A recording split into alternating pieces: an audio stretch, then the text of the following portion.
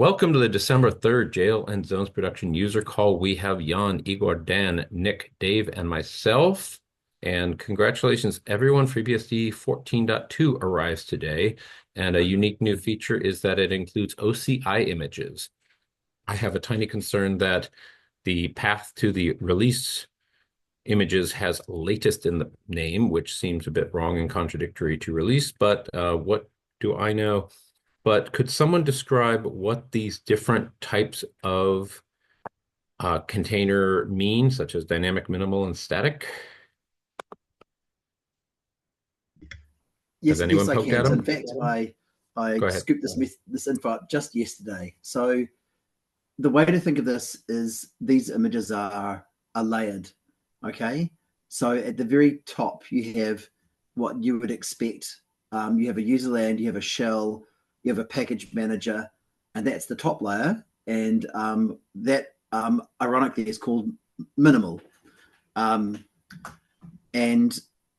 every time we go down further than that, we lose more and more functionality. So you can imagine there's a fourth container that's not there called scratch, which is actually completely empty and it has nothing at all. So when you go from scratch, empty, to static, static is the sort of thing you could throw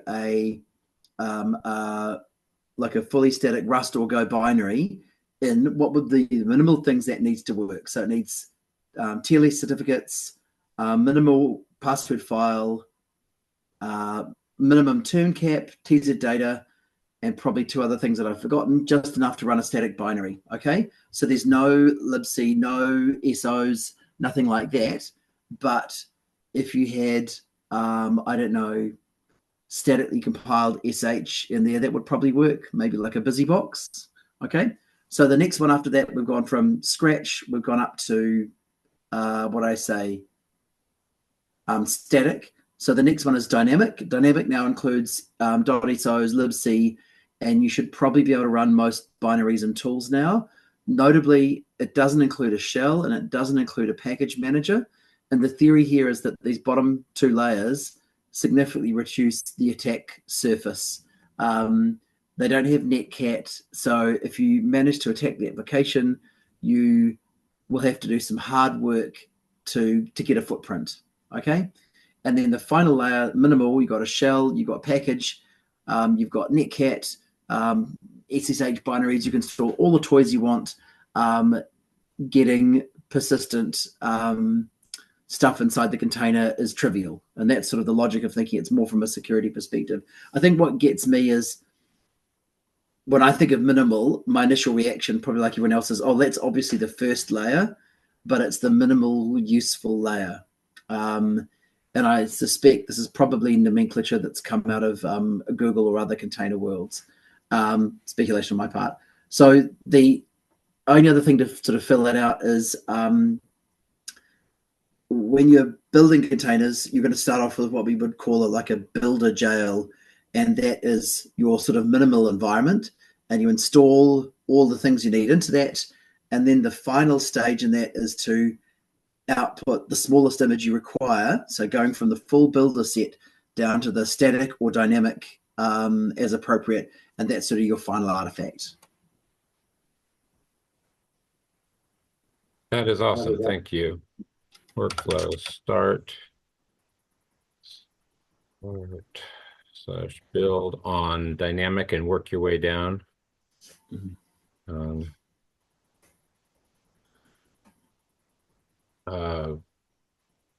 Run production in context, production off of minimal or static, correct? Yeah, that's the general That's idea. awesome. Oh, that is a fantastic description you've given. I appreciate that. It's really easy because I wrote these notes yesterday. So excellent. Fresh in your head. I have the tab open. If someone wanted to spin this up here and now, would they be using Doug's tools or what? Or can you just throw them in a jail and you'll have something meaningful? What do you recommend people try? My job here is to take these 3 images you got up there and combine them with the notes that I already wrote to actually show people how to use them. So what the plan is for this week is, 1, write the notes so that you import this into your own local registry. and Doug will do the same. Then we'll compare our hashes. We should have the same hashes because we have the same source images. And with these hashes, then I will push them up to the FreeBSD GitHub. What's the word I want to look for here? GitHub package repo. And then people will be able to use it like they would expect from the non FreeBSD world, where you go sort of podman pull, podman push to get your images up and down. What we didn't manage to do for this release is calculate those hashes that are shown in the image descriptions during the build cycle. And mainly for that is when we do the builds in the cluster, they're all done in their own little isolated containers. You don't have access to the outside world. And it was already enough work just to make these artifacts. But I think for the next release, we should be able to take the, make sure I got this in the right order. The hash that we speak of, normally we're used to having like cryptographic hashes of the actual file itself. And we do have those in the release process. But what people see in the hashes from the container tools is different. It's the hash of the container image, which has some metadata associated with it. And that hash is only available once you import that into a container environment. And we don't have that container environment in the release engineering build area yet because it introduces a lot of relatively untrusted code. So you can imagine we have this isolated environment, a jail, which has just an existing FreeBSD release in it. Then we build our own tools. Then we use those tools to build our compiler again. And then we use that compiler to build FreeBSD kernel and userland. And what we want to try and avoid is, having done that, now need to build 100,000 ports, all with untrusted code from all over the internet to produce these other artifacts. So this, having these dynamic containers and so forth, is the first stage of that process, but it's not the final goal. The final goal would be the hashes that are needed from the container image repositories would actually be available directly in the FreeBSD release notes. So any user could do the verification of going, pull this cryptographic image, pull this image using this key. And I got the key from the release notes, ergo it must be the same. Hmm. We're not quite at that Wow. stage yet. Yeah. Where will those docs be? You mentioned you're working on docs. They will end up in, so they will evolve off my crappy docs thing on my local computer here. And as soon Sure. as possible, I'll go into a fabricator review and then into the website, like other stuff. Nice. I don't know Okay. if anyone's decided that, but I'm guessing it'll probably be a handbook to start with because it's much Okay. easier to change that than a man page. And I will link to my half-assed docs again. Where do we do that?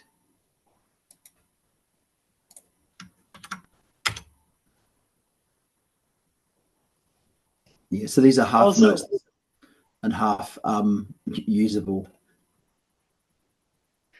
there's also the OCI runtime testing Git repository, and I linked to an issue there because someone already tried to make use of it and failed without documentation. Yeah, one thing at a time. Yeah. So people are using it already. Like, we released it in a couple of hours ago. How does this work? Okay. Notes. Here we go. Cool. Fantastic, Dave. That is exciting. And while my nose is obviously somewhat close to things jaily, the whole container view of the world is new to me and probably others. So it's fascinating how this ecosystem is building out right before our eyes. Okay, I'll put that link in. Need the hash. And just to celebrate your work, let's take a peek at what you've got there. Unless you explicitly think we shouldn't do that. Let's see.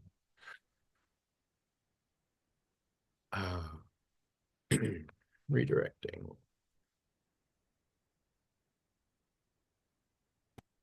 Ah, yes. And does this mean the container images are suitable for multiple management tools? So if they meet the spec, aim at it, not be stuck with Podman or anything. Um, How do we construe that? I think for the moment, it probably all. I'd stick with Podman because that's Okay. what Doug has done as his build target for this, Okay. and that's the only stuff I've done. In Okay. theory, the other things like RunJ and what's the other one, Containerd, Containerd. I don't know how to pronounce it. Exactly. I'm guessing Would container D. probably already work, but someone will need to test and do the dirty work of mapping each of these things around. Okay. The really big difference from this container stuff to the normal sort of Docker OCI stuff is that on FreeBSD we're required to run as root, and that's a big difference. Other than that, anecdotally, most stuff should work. Cool. Love it. Any questions for Dave? What were the other container D, run J or something? Yeah, Okay. RunJ and Containerd. Both of these Got it. are in ports. I did the initial port for RunJ and Containerd. I think what's the guy's name in Australia? I can't remember now. Ben Woods, I think, did the Containerd one, but I don't know if anyone's tried it with these new Cool. Podman images. Well, just so users know to start with Podman and exercise it, report any issues. Awesome. That is fantastic news. Again, any questions for Dave?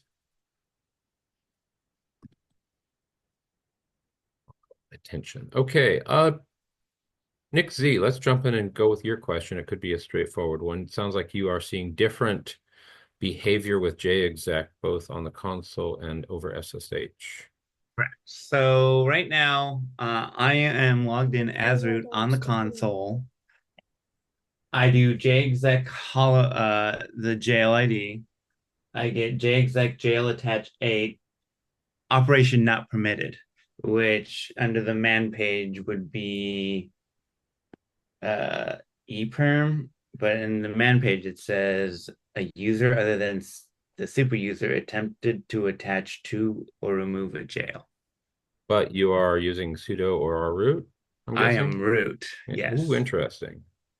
I SSH as root into the box. I do jexec jail ID, works just fine. Interesting. Jan, somehow I suspect you might have some insights I just have a suspicion. or a suspicion. Can you run proc-f $? Maybe And see if you drop the command in chat. Yep. Yeah, drop the Thank command you. in chat and I can run it. Awesome. And Appreciate did it. you want that on console or SSH? On console and on SSH to compare. This command. Oh, proxy. Okay. It gives you a list of the shell's file descriptors.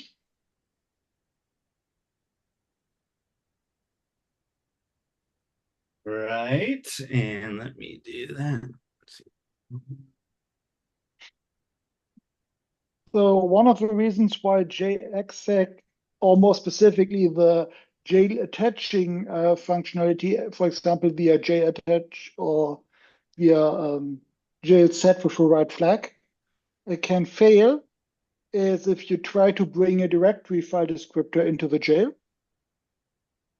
And the other thing that could happen is if you're some command already trying to start up inside the jail as part of your jexec fails because it does not have a permission to reopen some device it tries to open. So if you try to have a too minimal of a defs root set inside the jail, it may have the permission to use, for example, the pseudo terminals, but not the real terminals. And if you're on the real console, then your TTY device /dev TTY resolves to something like dev TTY v0 instead of /dev PTS some number.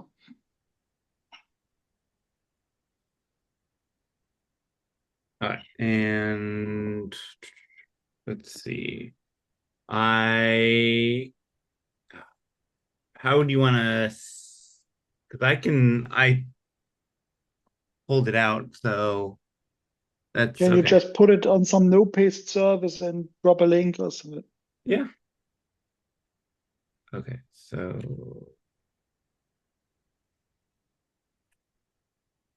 uh, Yeah, so go ahead and go through yep. that. Maybe just take it to chat right now. Yep. Sounds good. Awesome. Yeah, that's a fascinating one and so ridiculously simple it shouldn't be a problem, but you're having an issue, and I'm fascinated by such challenges. I have a super simple package base question. If I've set up a system with package base, say 14.1, where do I specify the new target of 14.2, or does it just come along for the ride, whether I like it or not?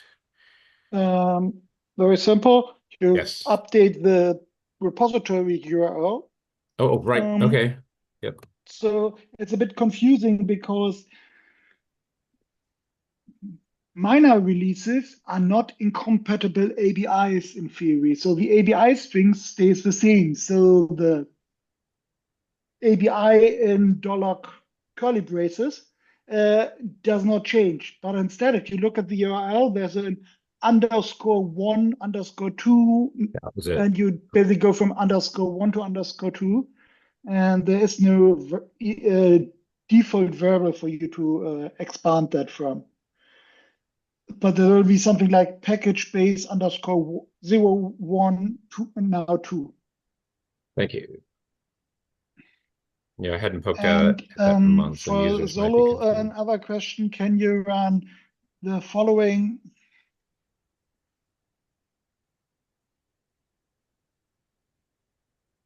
Oh, you've got a paste bin. Cool. Yeah, okay, you two work that out. Let us know what you find, especially if you have an awesome answer. We do not have Antranik for a jailer release, but he apparently had worked one out last night. And Jan, I don't want to zing you while multitasking, but I've got what is hopefully the syntax to reproduce the layering, That's something for overmounting. tomorrow's call. What's Perfect. It's the a ZFS point. So yes, everyone, Jan found some very strange behavior. I attempted to expand upon his syntax from last Thursday's call. So I just thought, okay, let's just it came up verbosely during bang jail that out. management, but it is essentially a ZFS issue. Correct, but it's from the jail calls. Okay. Um, Igor, any news on your package of the jail metadata? I know that's a bit overlapping with Dave's work. Go team. Uh, well, uh, we have it still under discussion, and the most recent comments are on the fabricator. Okay. So from the previous call, it was like we are going to, I hope to agree on the simplest solution first. So when we have a simple buffer and put the complexity on the user land side. And recently with Jamie, we started to discuss on the fabricators possibilities how this UI could look like to make it easy to work on key-based uh, level. So uh, uh, I just described how it could be used with some imaginary commands if we imagine that it's implemented. So if anyone is interested in this, it can be seen on the fabricator in my latest comment. So it shows up how it could be used. It looks like it must be very easy to implement it on JL8 and JLS8 side. So we can just add the support to existing tools we have. And at the same time, I see how kernel can simply still provide just a buffer space Okay. for this information. So kernel is not going to insist on the format, what is inside this buffer, only just limiting how much you can put there. and we still have in the to-do list to add this char set limiting, like security by default, something like that. Please don't do that. Jan, you seem to object to that, and if the review is a place for it, restricting the keys to say and scripting friendly names is fine. Restricting the values is really annoying because users will be forced, if they have anything you did not think of ahead of time, they will have to come up with escaping/quoting schemes, and you end up with people just putting hex encoded or base 64 encoded or whatever, or base 36 encoded values in there, and you will not stop people from putting arbitrary null terminated strings in there.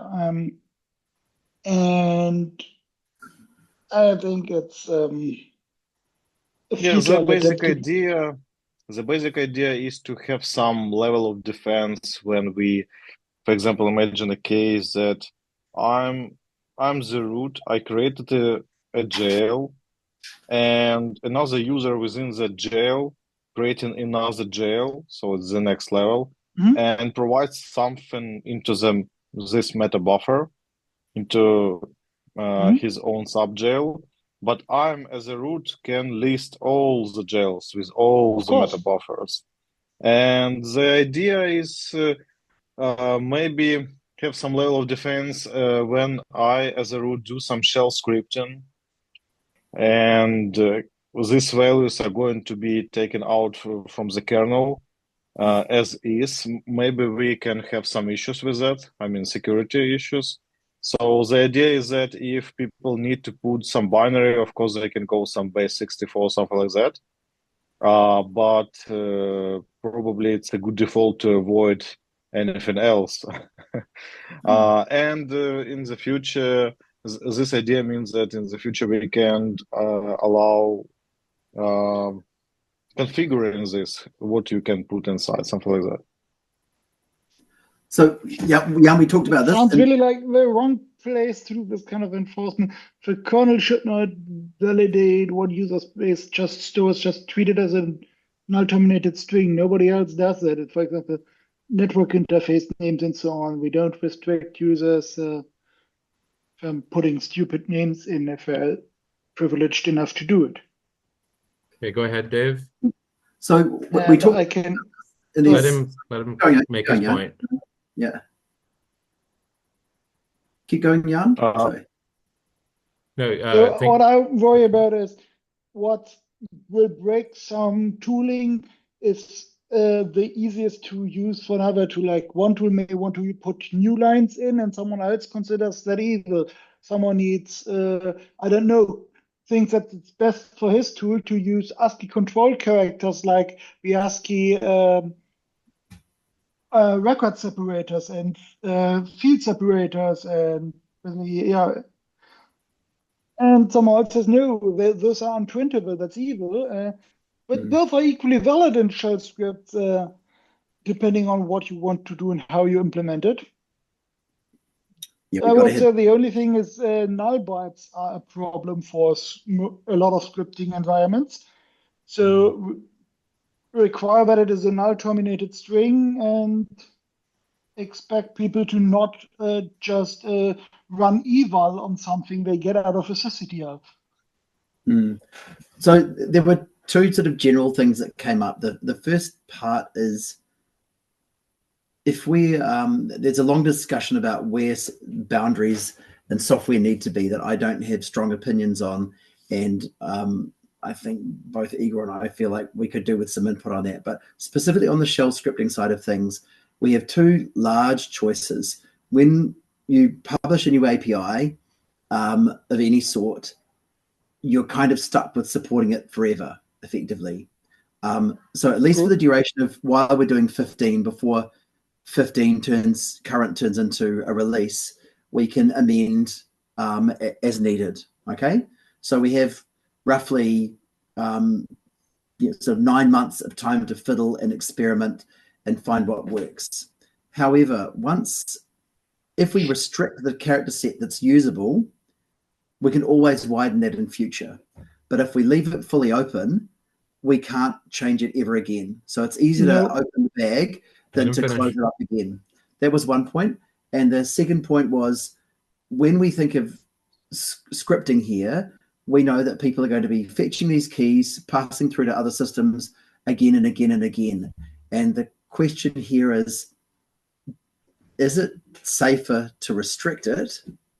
And if necessary, grow the set of characters that's permissible now, or is it better to leave it wide open and know that once again we've introduced another foot gun into Unix where you can cut you can slice your fingers off? If we assume that the vast majority of people will be using this for two purposes, one is to put in tags, which ASCII text is fine for, although emoji, I admit, is a compelling use case personally. And two, for putting some sort of security token or other sort of key in. All of those things are plain text today or have plain text formats. So it doesn't feel like a particularly onerous restriction, with the advantage that tooling in shell scripts and in Lua programs and other places will then not be at risk from having unexpected character issues. People piping stuff out into terminals, the same thing. We're not at risk of nasty term sequences doing dangerous things. But that's up for debate. That's why we're here. Is this a question of, is the validation left to the user or the kernel or something? This is what is proposed to be validated on the kernel side. Okay. Thank you. My criticism would be that the moment you later extend the character set, anyone who trusted the previous recommendation is now exploitable. So you can't expand the character set after the fact. Hiram's law just strikes again because someone will have depending on that behavior by that logic and trusted the kernel to only return safe strings for whatever definition of safe you initially implemented. I mean, with giving people time to build time bombs. If you start with something like, okay, it has to be, I don't know, alphanumeric plus comma or something, so that you someone will trust that, okay, new lines and arbitrary nastiness cannot be in there, so I can do things like build up a command line using that value and then run it through eval or something. The moment you extend the character set to include things like backticks or dollar and whatever, it becomes exploitable because you now violated the restrictive API contract you initially implemented, and provided people built it on top of that. And initially it was not exploitable, and it is debatable if it was correct or not. So the point I was making here is not in future releases, but between, let's say, now and before 15 turns into 15 release. That gives us time to experiment. What my overriding concern here is that it's very easy to expend all of our development time discussing potential use cases. And what we need is to develop solutions for actual, real, concrete use cases that people can use and give feedback on and say, I'm sorry, the tags are great, but I really need the dollar character or the semicolon. It's so important to me, and here's why. That was the reason for going down this path. People do shell script stuff, and just because they shouldn't do stuff, Hiram's law does say they will. And having ASCII tags, ASCII only sets, reduces substantially the risk of foot guns for people. It doesn't eliminate them. Anyone who really wants binary data will still be able to use base 64, and that will be a conscious choice on their part, or some other encoding, a conscious choice on their part to take readable text and turn it into binary. It's not a key value store here. It's just a place to put more than what we have today. Do you have a killer app to start us off with? Because I think people will understand the whole concept with that. Sorry to jump in. Was that for me? Yes, Dave. If you had this tomorrow morning, would you do a specific thing right off the bat? Yeah, so the very specific thing I want is I've got some Elixir code that runs a Raft cluster. And what I want is each node in the cluster needs to know, is there, for example, enough jails in the system? Should I make another jail because we lost one node? Yep, that's the ultimate goal of this thing.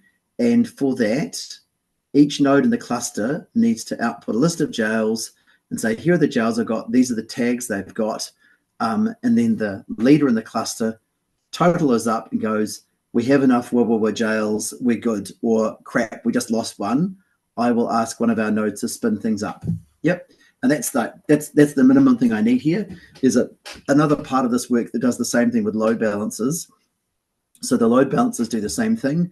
They know that they query the cluster, tell me where are all the jails on our systems, and I will spread the load across them. Yep. Cool. And so none of those things require the jails themselves to know where they are or what they do. They just require having a tool that can query each jail and sort of announce its usability, and another tool that collects that from all the nodes in the cluster to provide an overall list. Yeah.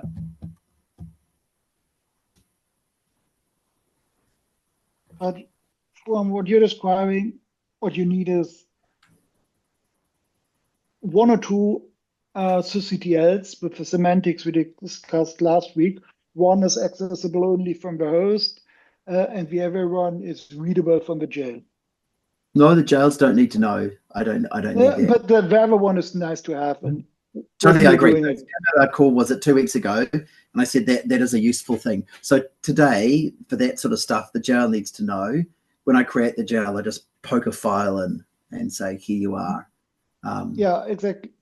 You could use that one for things like, I don't know, giving the jail its IP address and DNS resolver configuration, and having another c.d script, mute that in and put it in resolve.conf. So what's resolve.conf? Resolve.conf, sorry.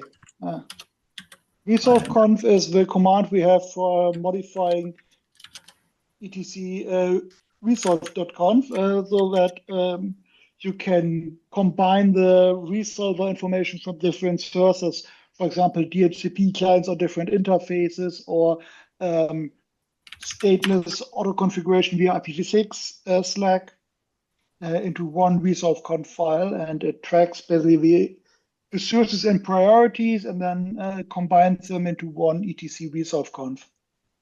Oh, you mean resolve.conf? Resolve.conf, I get it. Oh, Yes. sorry, yeah. Sorry, I totally misunderstood. There was something else. Yeah, okay. Yeah, Yeah. that's just the DNS though. Yeah. Yeah. But for that, having right now, I would just argue for making it pass through arbitrary and null terminated strings up to a certain size, where the size limit should be high enough that you can put in something like a certificate or something. So small file, but not so much that it wires down too much kernel heap. Preferably limited via some kind of sysctl. I think the default argument vector size limit would be a good starting point. How big? The maximum list of your exec argument list would be a good default size. Okay. So right about 2 megabytes or so. And so why wouldn't you just do that with a file? I mean, specifically for a certificate, most of the just tools, as an example that you can put some file in there, more than just a tag. Basically, don't limit it to 200 characters or something. Because if Currently, you the want batch. to use it as a way to dump your key value store, you may have a few dozen keys, and yeah, you easily get into a kilobyte or two. And at that point, give the user a bit more space so you don't have to bump it too often.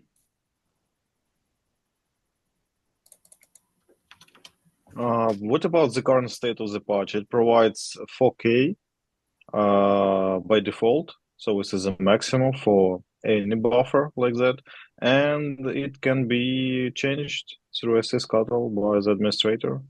So I guess it covers quite many cases, right?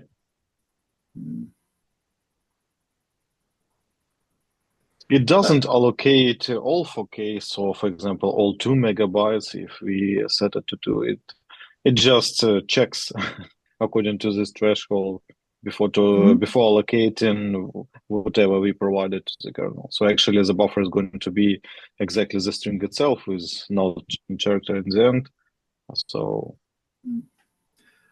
I sort of had some reluctance here. If I sort of allow, okay, here's a space where you can stuff anything you like, and anything you like in the sense of being more than, let's say, a handful of characters, then that starts to become problematic for the original use case, which is to be able to tag jails.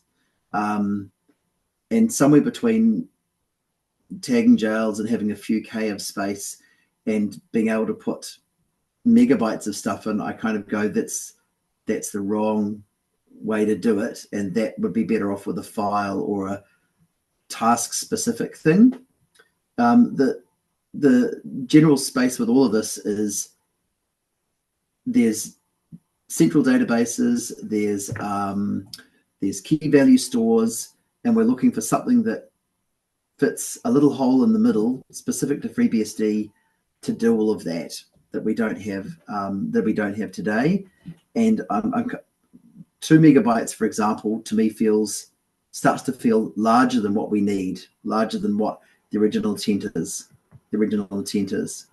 And if I had to provide a certificate today in my infrastructure, what I would do at the moment is I would use Vault, HashiCorp Vault, and get it to fetch the certificate for me, like an rc.d script to fetch it on startup and write it to a file to pass it to other things. So I know it's just an example here, but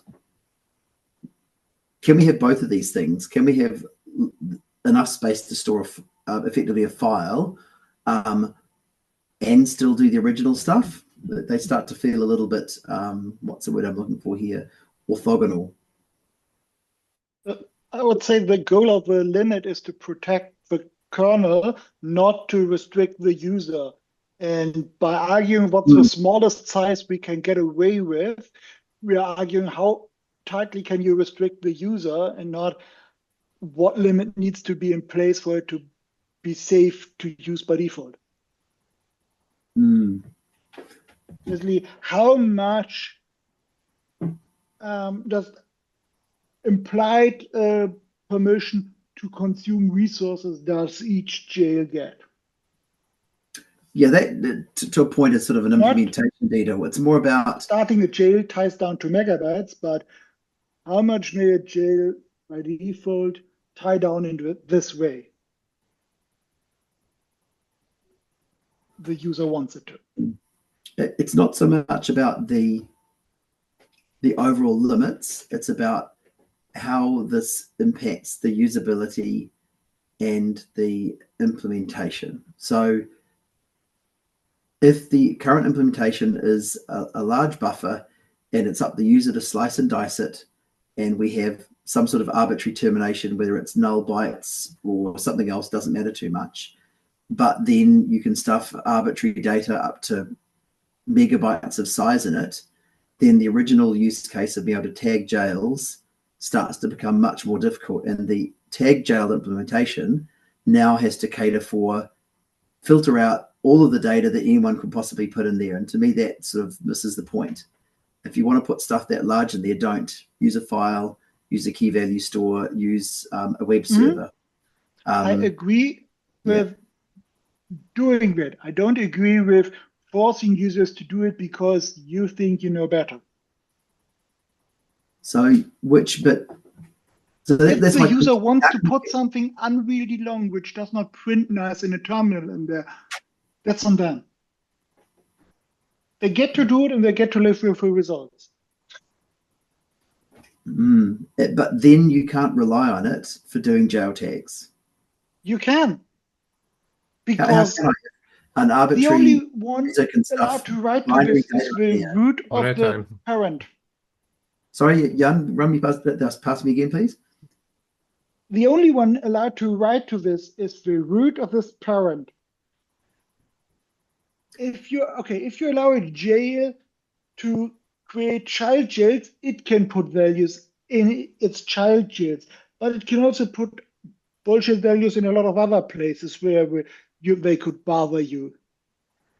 That's like saying, okay, I don't want to support VNET jails with more than 100 routes because my 4K terminal only has 100 lines, and I don't want the net-static RN output to flood my terminal. That's not a reason to just prevent someone from adding 1,000 routes. What I'm trying to say here is I've got a specific use case in mind where I expect that the data I put in here will be roughly usable and ASCII shaped. And if I have other data there that is no longer that, then I can't do what I originally wanted to do. But you can only have one or the other by If someone design. wants to make a 4-course meal, then they should go to a restaurant, not just use my home oven. Yep. But you've noticed how restrictive the 65 limit on UUIDs is, so that you are limited on what you can stuff in there. Yeah, And sure. you're arguing to create the next limit without any need to do it because you don't trust the root to not put more in there than root wants to see, in your opinion? Look, so Restricting a feature from being flexible because you don't think you want to use it like that. It's adding more code to make it less useful. But I guess we are talking about cases when something running in a jail as root and it's not the operator of the host, so it's kind of untrusted zone now. And if we allow that jail to spawn its own sub-jails, so now this buffer could be created on the kernel wide side. So I guess this is what was the starting attack vector we were thinking about when we want to have some limit. Exactly, that's why So we need a limit. obviously, anyway, we should have some limit, just in case. And the idea was to start with some kind of nifty default, not to calculate much. Like for example, I'm creating a jail with child max 1000. I don't know if we have such production case. So that jail can spawn another for 1000 jails, and it means that they can create 1000 multiplied 4K buffer space. So maybe it's a little bit easier.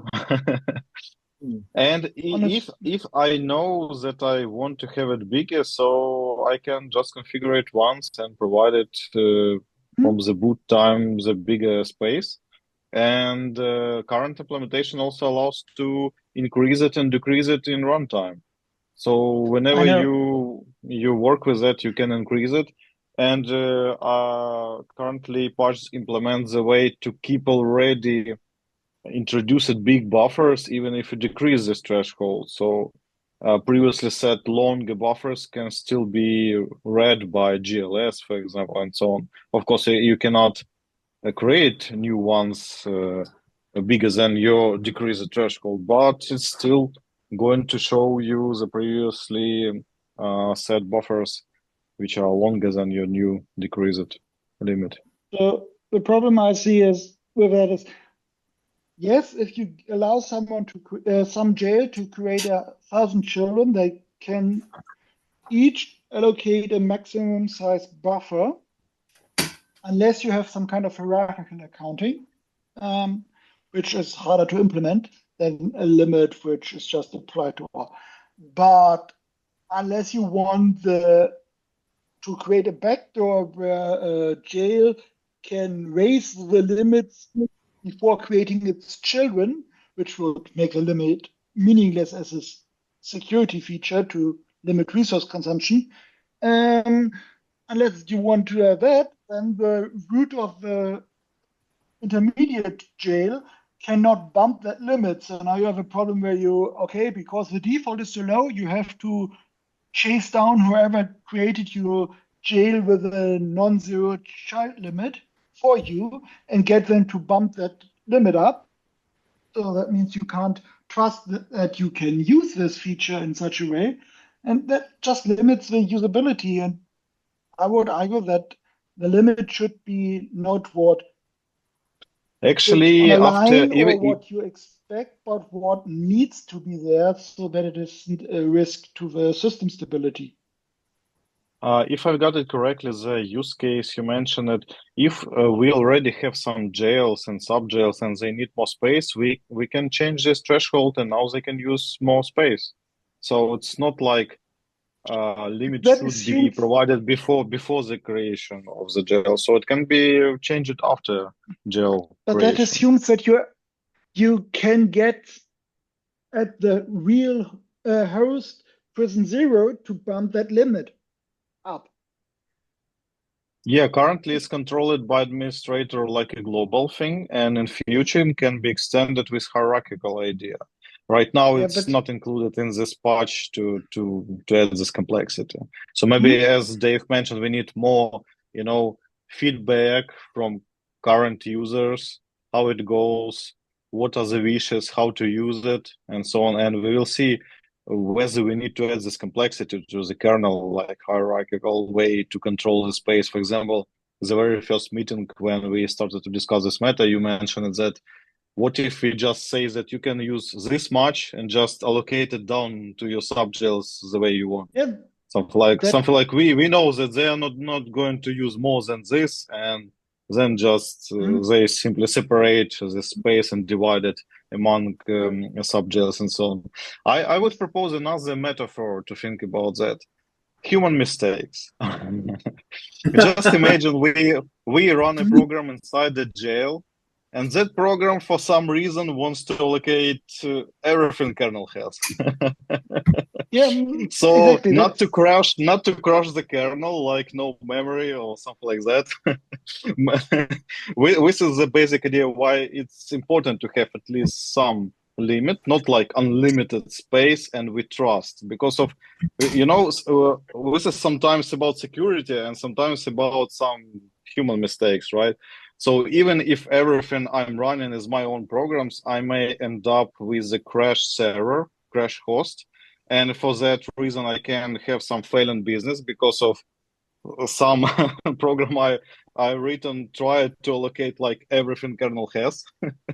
Like Hmm, give me I don't know how much gigabytes of memory and actually eaten everything kernel has and need to have for other services, and for that other programs, other services are failed and my end users are not happy. So it's sometimes about security, sometimes about mistakes, and of course we are talking about UX in the middle. So the basic idea is that we need a limit, and I will repeat the Dave ideas that when we are designing a thing, it's hard to make it limiting after that. So, for example, if we provide it unlimited today and everybody is thinking that it's unlimited, now it's kind of we are in a position that it's hard to provide this limit now. It's kind of breaking the previous hmm, interface, the previous behavior. So it's kind of principle of least astonishment is going to be broken, right? So, and it's even like jails themselves. They have limit of how much jails we can actually create. It's like 99 like 6 nines, right? Like 1 million of jails minus one we can create. So I guess the same idea was there. We need a limit. Maybe it's going to be changed in future, but it should not be like unlimited. Just maybe Yes. not for the security's perspective, but maybe from perspective of mistakes. As for example, a metaphorical case I provide that maybe my program or my script is failing and trying to allocate tens of gigabytes for meta buffer or something like that. I guess what I'm looking for here is a way to move this forward to having usable code in current for people with specific real world use cases to come back and say, this doesn't work because, and I think our job in these meetings is to discuss foot guns, types of usage that I certainly haven't considered, and try and make sure that the first generation of code that goes in doesn't limit future expansion. But I'm mindful that it's very easy to turn what initially is a relatively simple discussion. We would like to add simple ASCII tags to jails for metadata, can turn into a bike shed because it's something we're all very, very familiar with. And the most important thing for me here is that this discussion, in a meta sense, moves forward. So if I go back 2 weeks, the first meeting, we're saying, okay, we need to have keys and subkeys. And now we're looking at a slightly different angle, saying, okay, we need now to support general binary data. But both of those make the original proposition, which is, I think we generally use a useful thing, harder to do. And I'm up for improving what we can do with this, but not at the expense of actually moving things forward. Okay, so it's an important thing to bear in mind. Is this feature necessary? That's the one question to ask. Is this additional functionality based on a specific actual use case, or is it something that might happen? A good example is limits. We absolutely need limits. Every kernel resource needs limits, and what the number is relatively arbitrary. It can be either dynamic or compile time. We limit the total number of CPUs you can have in a server as well, for example. But that doesn't mean we can't change it each release if we need to. So for me, it's more important to try and understand for the use cases we've got, are they tangible? And if they're not tangible, then there's no need to actually implement them today. We have 9 to 12 months for someone to come back with a tangible use case with committed code and say that doesn't work for my need, and then we can fix it.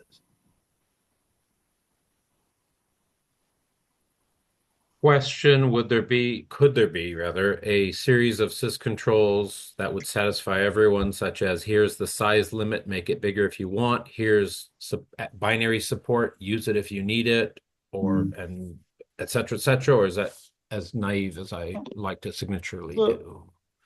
The problem with true binary data, as it can contain a null byte, is that you can't put it in text files, basically, because that's the definition according to POSIX. So the null byte is the one value which is a real problem, because, for example, you can't store it in a traditional shell variable value. So even if you did something like read-r meta and read the output from sysctl, and sysctl would then dump the binary data unencoded to you and exit closing the pipe. Right. The problem is the read would truncate the value at the first null byte without an error. Well, So off by null default bytes, and use it if you want to take that risk. I mean, this is Unix. Yeah, can you rephrase that in terms of the framing that I proposed, which is what is the practical use case, and do we need this functionality today? Yep, that's the thing here. So my argument here is that if you want to put binary data in here, you're doing it wrong. You should put it in the file. Or if you really need to do it here, and let's say, what's a good example? SSH private key or something like that. base 64 encoded if you really need to and read it out yourself. But my reasoning for that logic is my original use case is I want ASCII tags to do sensible things as a sysadmin. Yep. And if I now have to go, I want ASCII tags, but I have to make sure that there's arbitrary data in there that I need to filter out, all of a sudden the original thing is now really complicated, unnecessarily complicated. And it's not based on a specific use case that someone has. It's based on it would be nice to have private data. And I agree, it would be nice to have binary data. It would be nice to have binary data, but I'm not sure we can represent that in syscontrols, and I'm not sure it makes the original process easier. So we can. We already do. Yeah. So there is already a type both for fixed size and for variable sized arbitrary binary data in sysctl. This can be done. They're normally not printed. You have to set an extra flag to get these opaque values out. And then they are hex encoded in the output. Structs are just fixed size opaque data. And if you want to move with a set of a few dozen integers across from kernel to user space, it's a totally valid thing to do. But it's not scripting friendly. You have to write your own code for that and call directly the system call and not serialize it into a text stream. And I'm seeing text here, not byte stream, because the null byte is excluded. Do you have an example of one of those syscontrols and whatever flag is needed to show the binary data? There's one where you can basically read as many random bytes as you want from the kernel up to some size limit. So that you can always, through the sysctl interface, access as the random number generator without having to go to def random. Oh, interesting. That was before we had the get random system call for compatibility with OpenBSD. So kern.random. Can we take this back to my framing, which is find me a real world use case that you would use tomorrow where a file is not suitable, this interface is practical, and explain to me how I can still have my original cake, which was I want ASCII tags to query jails. That's the key here. You want printable tags, which are safe to put in shell, which means you're basically limited to, what? Alphanumeric, for example, and maybe a few other things. It doesn't really matter what it is too much. I'll live with whatever I can get. Yeah, if I don't get dots, I'll survive with that, you know? Okay. If I don't have dashes because Igor says dashes are bad and you can't have them, that's fine. It doesn't really matter. The point here is, if you want to have binary data, I understand that. But what I'm asking for you is a practical real-world use case where a file isn't suitable. That's one. And two, clarify from an implementation perspective how you think I can still have the original cake, the ASCII tags that are easily filterable. I don't know about FreeBSD internals to go that these two things are orthogonal. It might be there's a way to do both of them. But for the purposes of moving this discussion forward, can we frame it up like that? Here's the trade-off. Here's the requirements. This is the use case. Here's maybe a way to have both of them. It sounds to me what you're describing is a very, basically, you're already forcing a serialization format on the user in your mind, because that's the format you want to use. And I would argue that that's a very bad thing to do for a kernel interface, to be so restricted that you cannot use it for something which the mechanism should be possible, because the first implementer had a specific policy in mind. There is no need to enforce a policy here. And what I'm asking is to make a specific yarn, not to be generic, to say it's a bad idea in principle, but to make it specific. This use case, which is totally legit, is not possible in that crazy ass scheme. Can you do that in the review? Yeah, maybe we should move that bit to the review here. But what I want is this discussion to move forward, right? I'm not averse to discussion. I just want to make sure that we converge, that each week we raise a point, we understand the trade-offs, we document them, and then we go, we've figured out a clever way to have both, or we've not be able to do it. But bear in mind that at the end of the day, this is a funded project done with resources, and it's not infinite development time. So I have a fixed constraint in how much work we can do. And what I want is to find something that we can implement and then evolve. I would say the first prototype, the easiest thing to do is which is useful enough to be not just for your use case, is to have the two sysctls with a size limit as just storing a null terminated C string up to a certain length. And as long as it's tunable, I would argue, please don't set the limit too low, but do what you think is right. And I'm happy. The limit is arbitrary at the end of the day. You know, if people want a megabyte and they can tune it on their system, even it's a tunable or a syscontrol, it doesn't really matter. It's an administrative thing. So can you throw that note in the review so that people like Jamie and so forth also get a chance for this? But also please clarify how then I would do my original use case with this arrangement.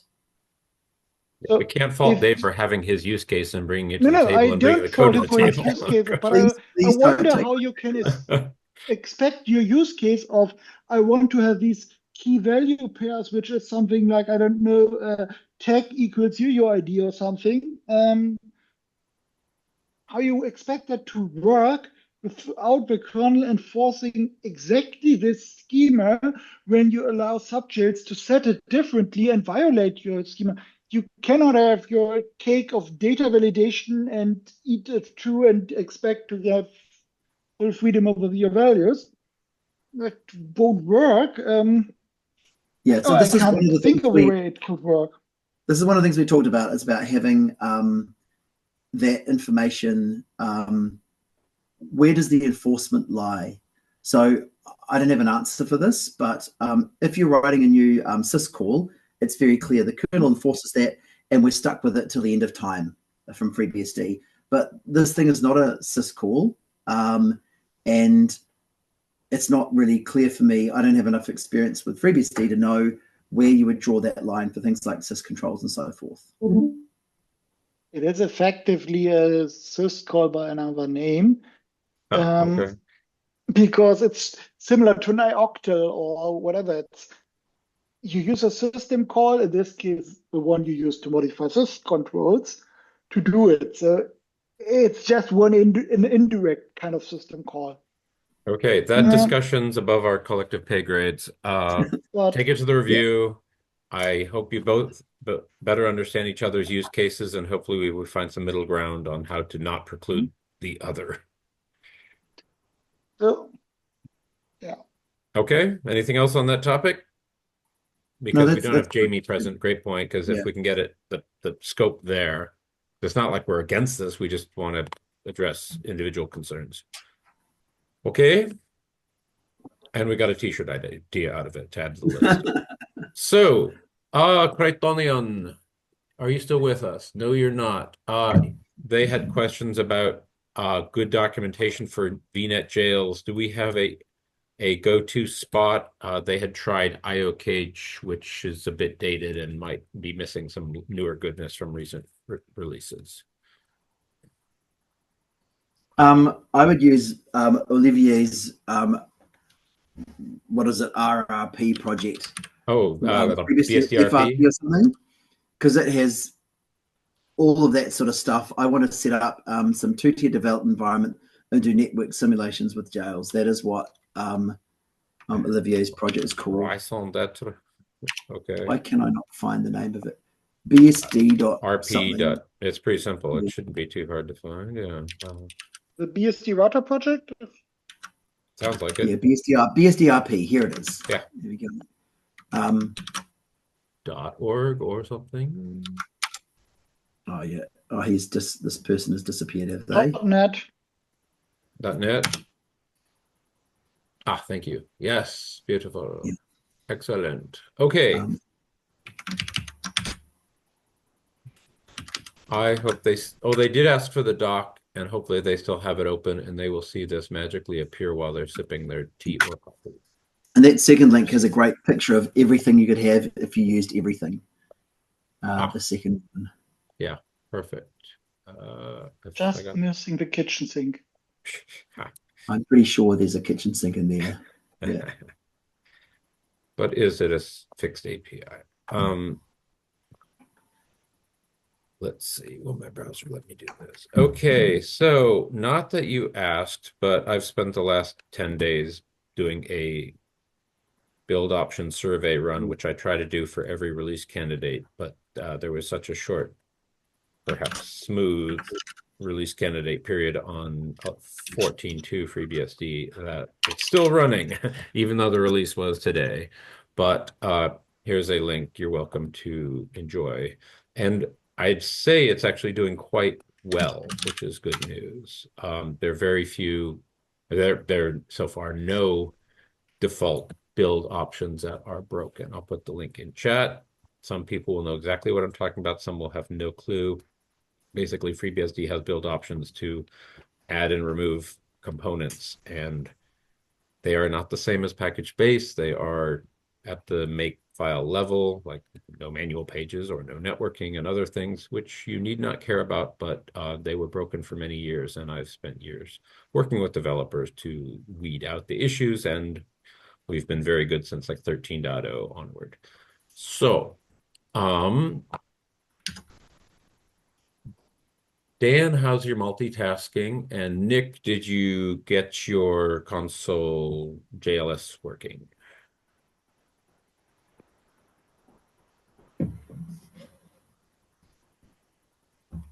Nick News, did you fix it with Jan? Oh, I have not yet, but Okay. I'm still looking into it. Okay. Sorry. Right. So regarding the issue you brought up, so I will scroll up and open up the windows again. Okay. We can also do this after the recording is over. Yeah, totally. If you know where to find each other. And oh, do I have an answer to your question? So yeah, right now it looks like which jail are you using? Oh, ZSH. Okay. I see that the one on the TTY device has as FD5 a directory open, which will block you from going into, because as long as you have var run xdg root open. And I think there was even wasn't a bug report for that some PEM module was leaking a file descriptor into the. Could that be the issue? That let me see. vim/etc. Which FreeBSD version are you running? 14.1. Yeah. Okay. So some PEM or module, I think, was the issue So, that basically it sets up and opens a.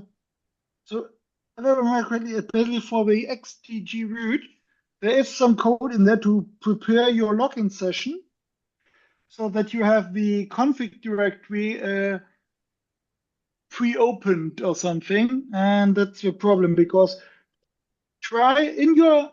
Are you at your TTY v0 login session right now? Or can you log into the video console on the system where you encountered the problem right now? Yeah, I'm there right now. Okay. Okay, if you're there, please run the prox one again.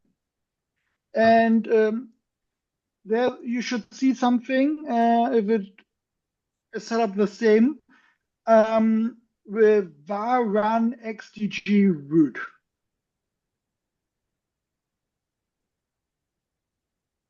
Right? I'm checking a sec. cool. And hopefully you have an answer, else I can leave the channel open after we Because finish the next thing recording. you can do in your shell is to type exec, in the case you provided 5, dash something like this.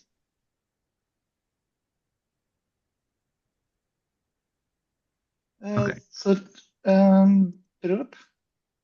Okay, well, you work that out. Dave, will you do This the command here honors as they work that out? We'll do it after the recording. should close file descriptor 5 on your shell session, and that should now allow you to run JLS. the command jexec, because Jexec. it's blocking you because in the V column of your procs.output, if you have any directories there with an FD number, not with a label like text or current working directory, but just a number in the third column, and a D in the fifth column, that means that you have an open directory. And if you try to jail attach with an open directory, the kernel, for good reason, won't let you do that. And that's why you can't jexec from that session.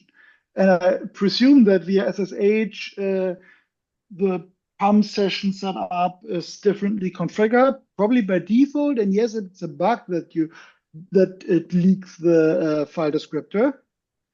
And I think I was in a router to fix that. The suspense is killing me. Nick, did it work?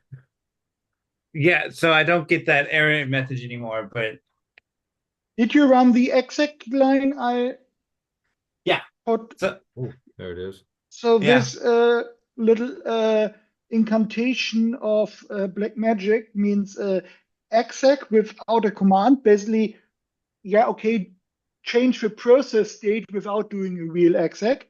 Then it says redirect to file descriptor 5, but instead, because there's a minus at the end, don't redirect, but instead close that file descriptor by number.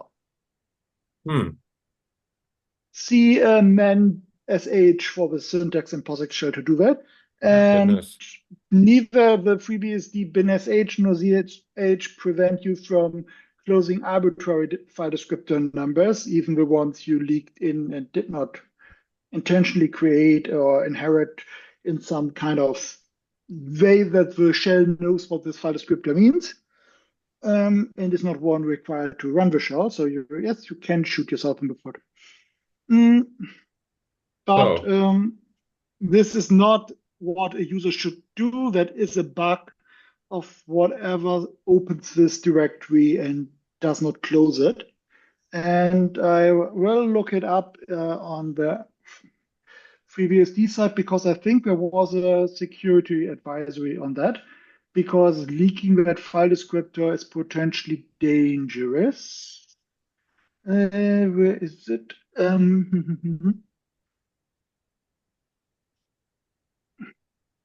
Here it is. Oh, you found it. Okay. Yes, free. So you must not have updated to patch level 6 and rebooted. Okay. Oh, goodness. Okay. Good eye. Here's the bug report for it. Yes, thank you. I see it. I'll put it in the notes. And the Well fix. done. Nice. Note this advisory.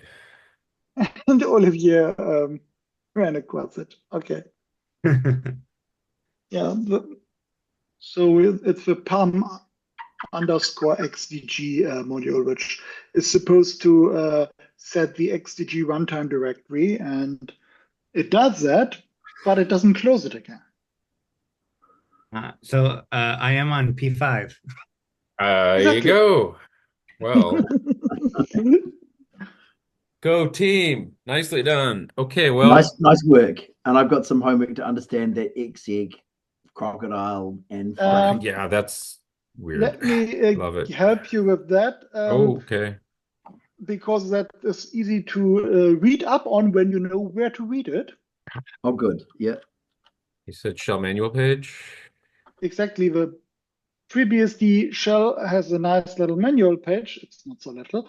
And if you scroll down there to the sequence, there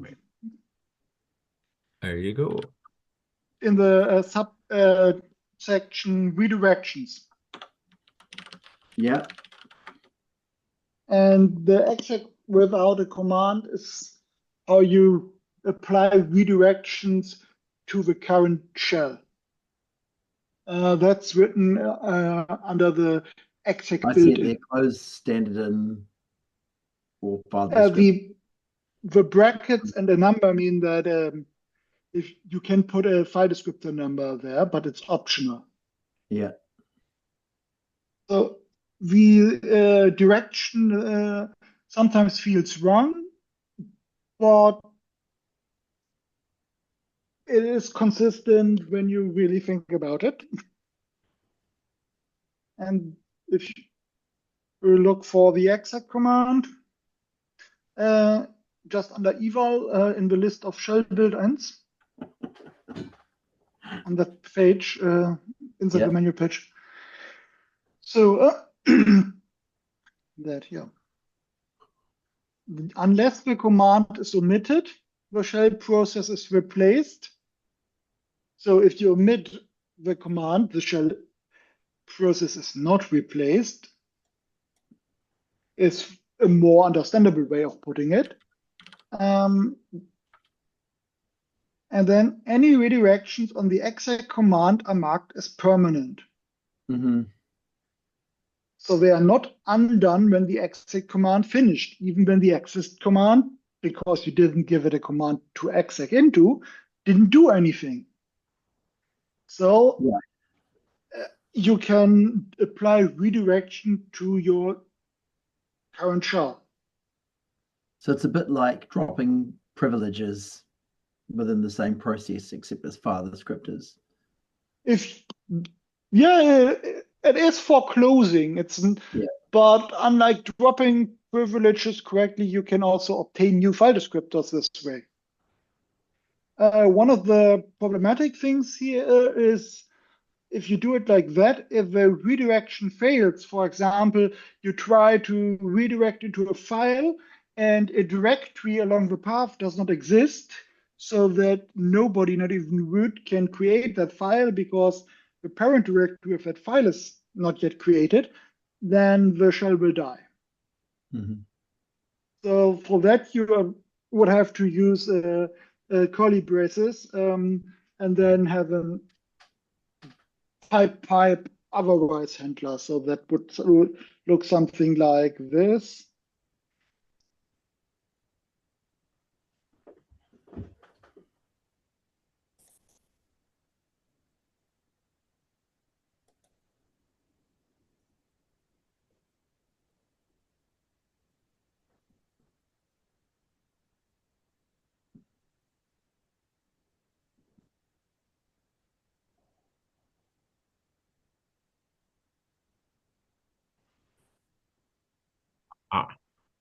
So you can handle this failure like that.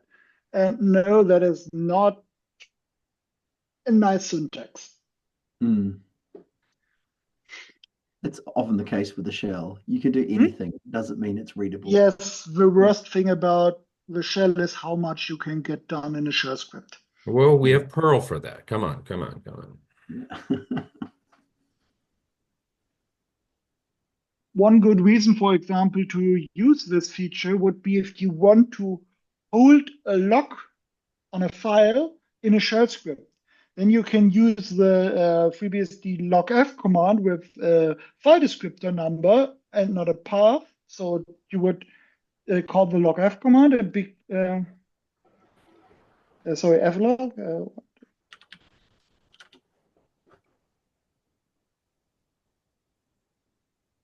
And if you do that, as you can see, the second in the logf command main page, the synopsis, the second line, if you only give a single argument and not a file and a command, then it applies the log to the file descriptor it inherited. And because the style of logging it uses is valid for the opening and not the process, you can have a child process, in this case logf, obtain the log, and then until the last reference to that file descriptor is closed, you hold the lock so that you can apply proper locking to a shell script.